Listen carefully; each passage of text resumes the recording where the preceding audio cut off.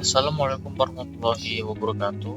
Perkenalkan di sini nama saya Muhammad Tawal Tauhid Abasyah dan NPM 23313020. Dan pada kali ini saya akan menjelaskan terkait apa yang sudah saya kerjakan pada UTS Teori Data Mining 2 dengan judul klasifikasi merek mobil bekas dengan algoritma knife bias. Nah, untuk di sini untuk permasalahannya yaitu adalah dealer atau pasar mobil bekas di India ya, jadi saya memakai dataset daripada car dataset yang ada di India, memiliki ribuan listing tanpa label merek konsisten sehingga sudah melakukan analisis satu rekomendasi otomatis berbasis merek. Nah, untuk tujuan di sini saya untuk membangun model klasifikasi yang dapat memprediksi merek mobil Toyota, Honda, atau Suzuki yang hanya dari karakteristik kendaraan, tahun produksi, usia, jarak tempuh, transmisi, kepemilikan, bahan bakar, dan harga jual. Itu adalah daripada parameternya. Lalu di sini mengapa saya memilih knife bias?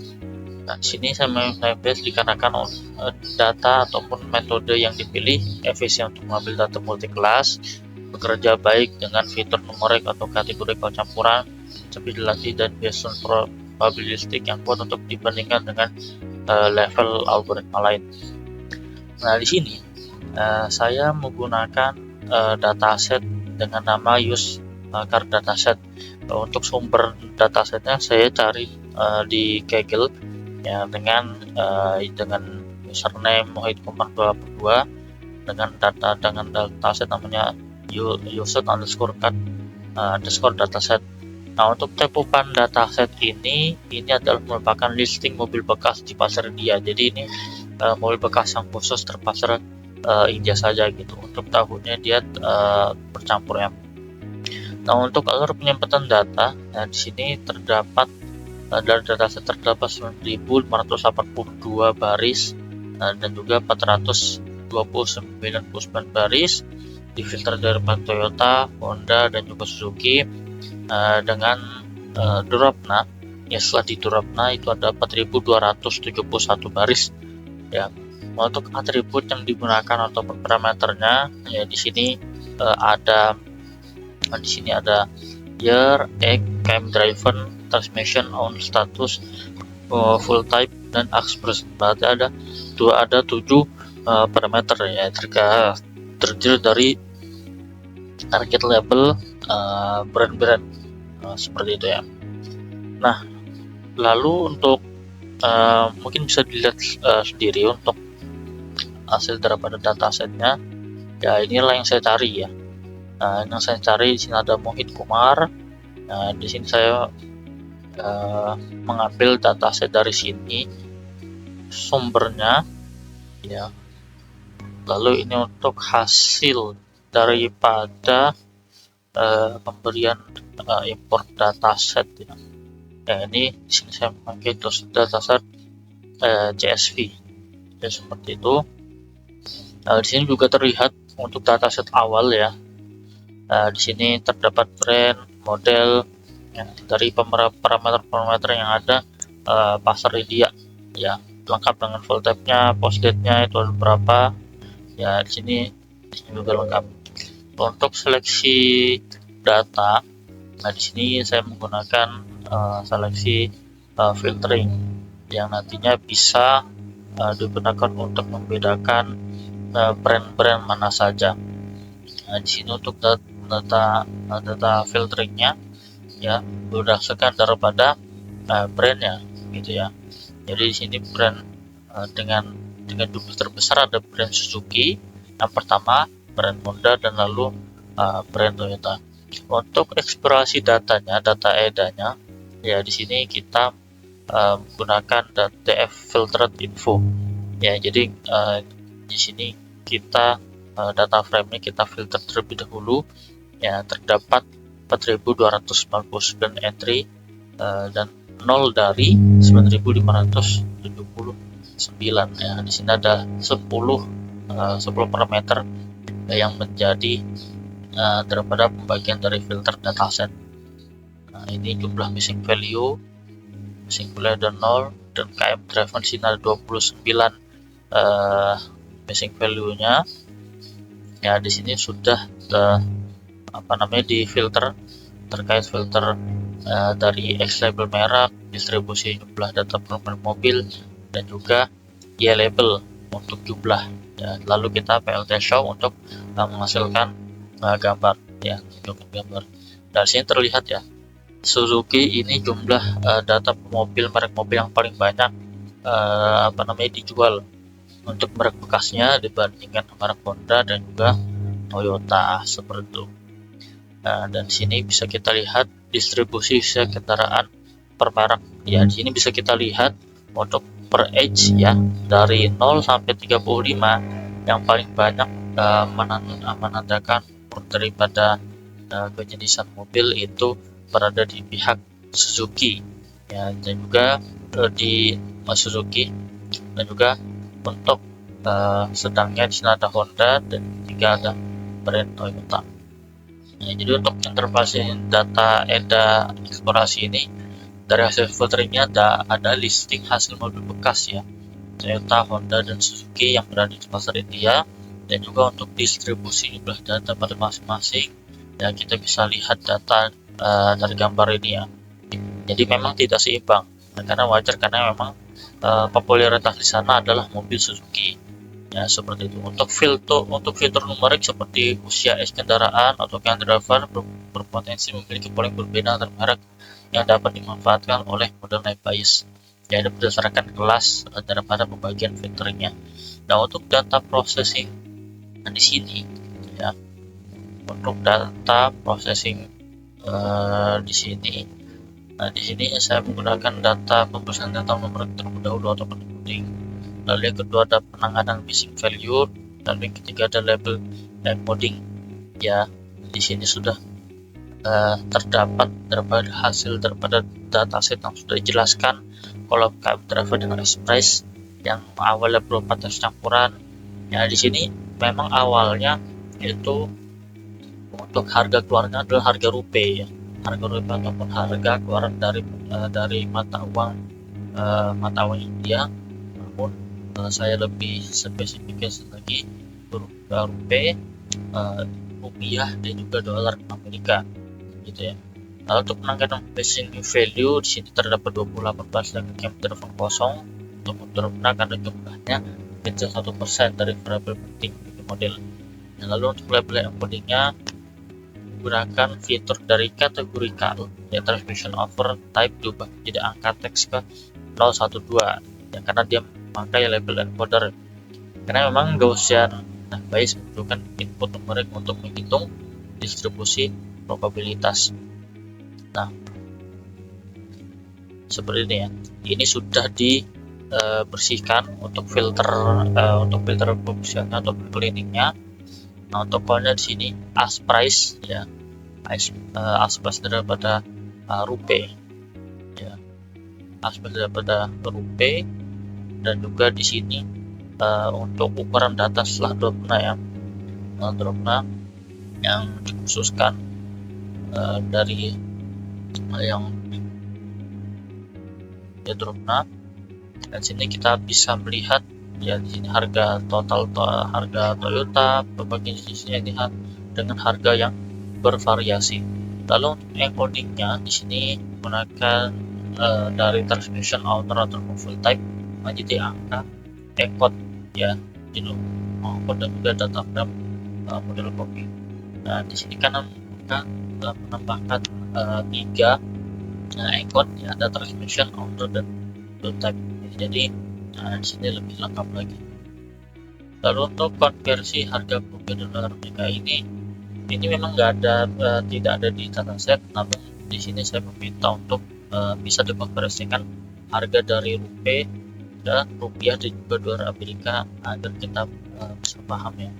Jadi setelah data frame ataupun data encode dan filter ini dikonversikan harga-harga daripada as price yang diminta dari harga rupiah. Di sini saya juga meminta as price rupiah dan juga US dollar. Ya, jadi di sini berbeda.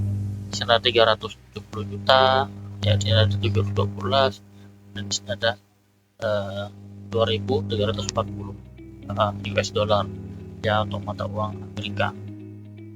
Nah, di sini saya menggunakan DF encode-nya untuk melatih data X-Trend, X-Test, Y-Trend, Y-Test dengan yang split datanya adalah trend test, data X, Y, trend test 0.2. Nah, karena memang standarnya memang test size-nya 0.2 ya. Jadi dari hasil data yang dilatih dari sebanyak 9.000 sekian tadi, yang untuk jumlah data latihnya 3.416 dan untuk data ujinya sebanyak 855 jumlah ya ataupun data. Nah, untuk konfirmasi fitur harga dalam X ya. Jadi untuk informasi datanya ini setelah kita kalikan untuk penambahan harga kolom ya. Dan untuk range index yang di sini kan sudah ada 40271 entry ya, dari 4.270 ya. Di sini bisa kita lihat sebelumnya ya, ada di sini setelah dropna ya, di sini sudah dibagi ya konfirmasi fitur harga ya. Nah, jadi untuk 5 data frame yang paling atas di sini dari 0 ke 4 yang kita menggunakan array. Ini adalah data frame paling atas dengan harga margin yang paling tinggi. Nah, untuk ini juga kita menggunakan scaler ya, scaler ataupun standar scaler. Jadi kita menskalakan data X-Trend-nya juga menskalakan data X-Test-nya. Nah, jadi untuk contoh data setelah distandarisasi ya, di sini terdapat year ya. Jadi kita di sini pasti menggunakan minus dulu ya, X ataupun tahun dari kendaraannya, kilometer kendaraannya, transmisinya, dan lengkap seperti itu. Nah, di sini untuk poin ke-6 di sini saya menggunakan pemodelan naive Bayes ya, pemodelan naive Bayes. Nah, jadi untuk naive Bayes kita asumsikan karena semua fitur independen satu sama lain ya, harus terpenuhi. Kenapa di sini saya menggunakan Gaussian naive Bayes ya, karena memang untuk memberi ya pengkategorian ya, year, egg, KM, express itu diasumsikan nanti distribusi normal Gaussian pada jam plus ya. Jadi memang klasifikasi dari Gaussian Bayes itu. Jadi untuk menghitung probabilitas suatu kendaraan dari ketiga brand ini gitu ya. Jadi untuk aplikasi Stickitler-nya ya, karena memang untuk target 3 kelas ini mendukung tanpa modifikasi kombinasi fitur dan juga dataset yang dihasilkan atau diberikan itu cukup banyak dan besar ya. Kalau untuk speed data di sini saya menggunakan data latih trainingnya 80%. Jadi dia menghasilkan 3.416 baris dengan random split itu di angka 80/20 ya, 80/20 dengan statistiknya itu Y, dengan dilakukan dengan secara profesional per kelas sehingga rasio brand Toyota, Honda, Suzuki dan pada latih dan juga data uji tetap konsisten. Yang kedua untuk pelatihan modelnya di sini saya menggunakan model Fit X-Trend skala Y-Trend. Jadi untuk model ini mempelajari distribusi dari main-nya, dari variansnya, dan fitur dan masing-masing merek data latih yang sudah distandarisasi. Nah, untuk data uji yang dihasilkan di sini adalah 20% atau 655 baris yang sudah saya jelaskan di code tadi. Untuk hasil evaluasi dari model naive Bayes sebelum fitur, ya, di sini terdapat 33,10% data akurasi. Untuk presisinya di sini ada 68,53%. dan juga untuk recall 56,60, dan juga untuk F1 score ya makronya ada 58,68. Ini bisa dibuktikan dari code yang sudah dihasilkan di sini. Nah, di sini untuk evaluasi model sudah bisa dibuktikan dari akurasi yang menggunakan metrik akurasi precision recall Evans store ya, secara rata-rata ya. Bisa dilihat ini akurasi 33, precision 68, recall 56, dan Evans score 58. Ini sudah sama persis dengan apa yang sudah ada pada kode gitu ya. Dan ini di sini saya mau menghasilkan daripada grafik matrix, conversion matrix dari data YTS dan YPrediksi untuk penggunaan label model kelas ya. Jadi untuk naik bias ini produksi mobil ya, bisa kita lihat untuk aktual Suzuki nya ya, di paling banyak prediksi Suzuki di 506 ya, karena memang dari secara kapabilitas ataupun kuantitas itu lebih banyak Suzuki ya. Ini adalah hasil daripada klasifikasi reportnya ya, dengan mengacu daripada baik ataupun dari akurasi yang dihasilkan ya. Sudah sesuai di atas akurasi 73 ya, dan juga support ataupun dari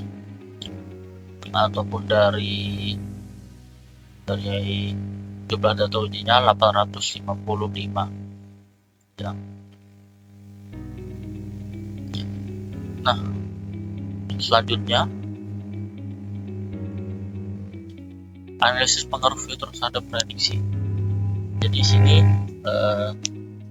sudah saya jelaskan di awal juga tadi, ini terbagi menjadi 3 analisis pengaruh fitur. Di sana ada usia kendaraan atau age, KM driven, jarak tempuhnya, dan harga jual. Dan di sini untuk interpretasi grafiknya distribusi 3 persen bertumpuk ya, persen bertumpuk ya, Toyota paling bawah, Suzuki yang paling tengah, dan Honda yang paling atas untuk usia kendaraan. Untuk jarak tempuhnya di sini data yang paling kecil dihasilkan oleh Toyota, lalu untuk data yang paling tinggi itu ada di Suzuki, dan paling yang kedua hampir menyamai itu adalah data Honda. Lalu harga jualnya itu sangat sedikit sekali untuk Toyota, dan harga Suzuki lebih tinggi daripada harga Honda ataupun aspirasi daripada Honda. Nah, untuk seleksi fiturnya di sini saya menggunakan seleksi fitur Select KBS karena memang untuk fitur skor tertinggi terhadap target kelas dihitung dengan uji ANOVA atau F-test ya. Semakin besar beda rata-rata fitur antar kelas relatif terhadap varian, semakin tinggi pula skornya. Dan di sini ada gambar daripada grafik skor relevansi Select KBS-nya. Untuk aspirasinya terdapat 812 rupiah USD ya, ini sama semua ya. Lalu untuk full tab-nya, transmisinya, cam driver, gear, owner-nya. Jadi untuk ketiganya ini konversi kurs dalam yang sama ya. Jadi bukan informasi beda, cuman harga nominal sama, cuman nama mata uangnya aja yang berbeda gitu ya. Jadi memang informasi berbeda, full type version beda, cam driver, gear, dan owner. Jadi untuk fitur yang disisihkan dari Select KBS ini bisa kita lihat hasilnya di sini.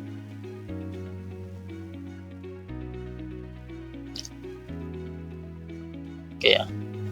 Distribusi aspras rupiah, ini rupiah ya, sama saja ya.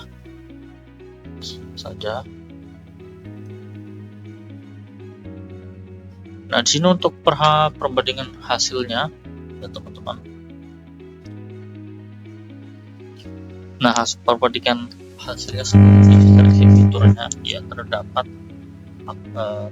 Suzuki untuk prediksi 506. Jadi yang kita ambil ataupun sebutkan data yang paling besar. Nah, sudah seleksi fitur terdapat 6 fitur terbaik dengan Suzuki, tetapi kapasitas yang paling banyak adalah 516 ya.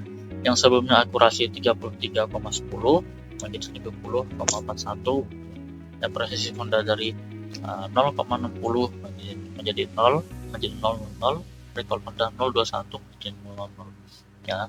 Di sini sudah kita bisa lihat juga perbandingan metrik evaluasinya, makronya sebelum dan sesudah ya.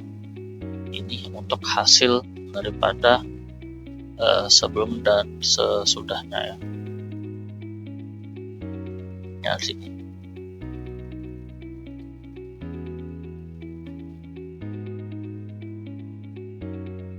Nah, setelah seleksi fitur di sini, setelah data ACTEST seleksi fitur segini juga. Ini dia perubahan daripada klasifikasi fitur report yang terpilih. Ya, akurasinya ya 0,70 Honda 0, Suzuki 0,81, Toyota 0,62. Nah, untuk perbandingan hasil ini, dari perbandingan hasil ini metrik evaluasi sebelum dan sesudah fitur seleksi fitur, kita dapat melihat apakah strategi seleksi fitur berhasil meningkatkan target model.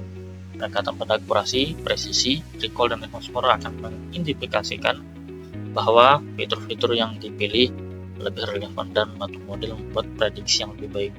Nah, untuk kesimpulannya berdasarkan dari 3 brand untuk pasar India ini, model Naive Bayes mampu memprediksi mobil berdasarkan fitur tahun produksi, usia kendaraan, age, km driven, jenis transmisi, status kepemilikan, owner, jenis bahan bakar, dan harga jual.